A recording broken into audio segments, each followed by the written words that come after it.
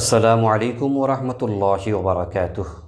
ইন্নাল হামদালিল্লাহ ওয়াসসালাতু ওয়াসসালামু আলা রাসূলিল্লাহ ওয়া আলা আলিহি ওয়া সাহবিহি আজমাইন, আম্মা বাদ। লুটতরাজ এটা এমন একটি শব্দ, এটার পিছনে নেগেটিভ মন্দ অনেক বিষয়গুলো জড়িত রয়েছে। যেমন ধরুন, কোনো একজন বান্দা আরেকজন বান্দার তার নিত্য প্রয়োজনীয় দ্রব্য সামগ্রী অথবা তার সম্পদ কেউ যদি অনর্থকভাবে অবৈধভাবে জোর জবরদখল করে লুটতরাজ করে ছিনিয়ে নেয়, এটাকে বলা হয় বাংলাতে লুটতরাজ। আল্লাহ পাক রব্বুল আলামিন আহকামুল হাকিমিন, বান্দার হকের ব্যাপারে তিনি খুবই কঠোর। কোনো বান্দা যদি আল্লাহর তাআলার হক বিনষ্ট করে, তাহলে রব্বে কায়নাত জুল জালালি ওয়াল ইকরাম নিজ গুণে দয়া করে, অত্যন্ত আদর মায়া স্নেহ করে বান্দাকে মহান আল্লাহ তাআলা ক্ষমা করে দেবেন।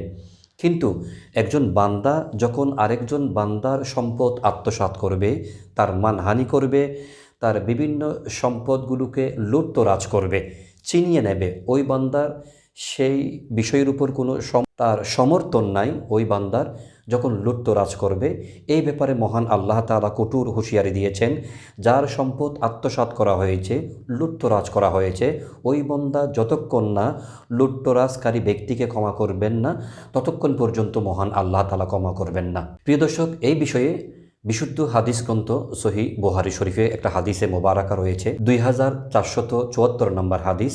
প্রিয় নবীজি সাল্লাল্লাহু আলাইহি ওয়াসাল্লাম ইরশাদ করেছেন, নাহান নবিয়্যু সাল্লাল্লাহু আলাইহি ওয়াসাল্লাম আনিন নুহবা ওয়াল মুসলাতি। এই হাদিসে মুবারাকার বাংলা অর্থ হচ্ছে, রসুল করিম রউফ রহিম সাল্লাল্লাহু আলাইহি ওয়াসাল্লাম নিষেধ করেছেন মানুষের সম্পদ লুটতরাজ করা এবং আল্লাহ তাআলার কোনো সৃষ্টিকে বিকলঙ্গ করা। এই হাদিসে মুবারাকার মধ্যে দুইটা বিষয় সম্পর্কে রাসূলুল্লাহ সাল্লাল্লাহু আলাইহি ওয়াসাল্লাম মুসলিম উম্মাকে কঠোরভাবে নিষেধ করেছেন। প্রিয় দর্শক, বুখারী শরীফের আরেকটি হাদিসে মুবারাকা আপনাদের সামনে আমরা কোট করতে চাই, 2475 নম্বর হাদিস।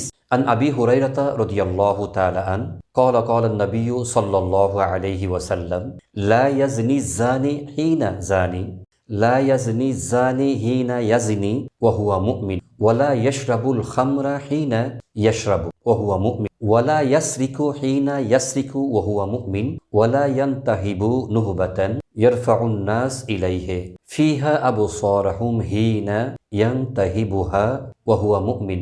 এই হাদিসে মুবারাকার মধ্যে নবীজি সাল্লাল্লাহু আলাইহি ওয়াসাল্লাম ইরশাদ করেছেন, যেই ব্যক্তি অবৈধ পন্থায় ব্যভিচার করবে সে কখনো মুমিন হতে পারে না। কোনো একজন মদ্যপায়ী ব্যক্তি, সেই যদি মুমিন হয়ে থাকে, সে কখনো মদ পান করতে পারে না। কোনো একজন চোর, সেই যদি মুমিন হয়ে থাকে, সে কখনো চুরি করতে পারে না। কোনো একজন ব্যক্তি লুটতরাজ করতে পারবে না যদি সেই মুমিন হয়ে থাকে। প্রিয় দর্শক, এই হাদিসে মুবারাকা থেকে আমরা বুঝতে পারলাম, কোনো একজন ব্যক্তি সেই যদি নিজেকে মুমিন দাবি করে, মুসলমান দাবি করে, আল্লাহ তাআলার বান্দা, প্রিয় নবীজি সাল্লাল্লাহু আলাইহি ওয়াসাল্লামের উম্মত দাবি করে, সে কখনো অন্যের সম্পদ লুটতরাজ করতে পারে না। প্রিয় দর্শক, তাহলে আমরা বুঝতে পারলাম, কোনো একজন মানুষের সম্পদ অন্যায়ভাবে আত্মসাৎ করা, তার গরু চুরি করা, মহিষ চুরি করা, অথবা তার ইলেকট্রনিক্স বিভিন্ন যন্ত্রপাতি চুরি করা, এগুলো অথবা সবাই দেখছে এমন অবস্থায় দিন দুপুরে কেউ যদি লুটতরাজ করে, এই ধরনের লুটতরাজ ইসলামের মধ্যে কঠোরভাবে নিষিদ্ধ করা হয়েছে।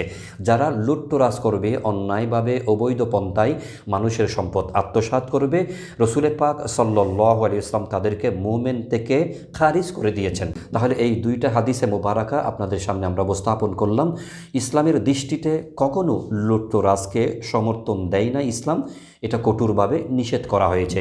একজন মুমিন হিসেবে আরেকজন মুমিন মুসলমানের সম্পদ আমার কাছে নিরাপদ থাকতে হবে, তার মান সম্মান আমার কাছে নিরাপদ থাকতে হবে। কখনো তার সম্পদ অন্যায়ভাবে লুটতরাজ করা যাবে না, এটা ইসলামের দৃষ্টিতে কঠোরভাবে নিষেধ করা হয়েছে। মহান আল্লাহ তাআলা আহকামুল হাকিমিন আমাদের সকলকে এই আলোচনাটা বুঝবার জন্য, যারা লুটতরাজ করে তাদেরকে পূর্ণাঙ্গ হেদায়ত মহান আল্লাহ তাআলা দান করুক, এই প্রত্যাশায় রেখে আজকের মতো বিদায় নিচ্ছি। আসসালামু আলাইকুম ওয়া রাহমাতুল্লাহি ওয়া বারাকাতুহু।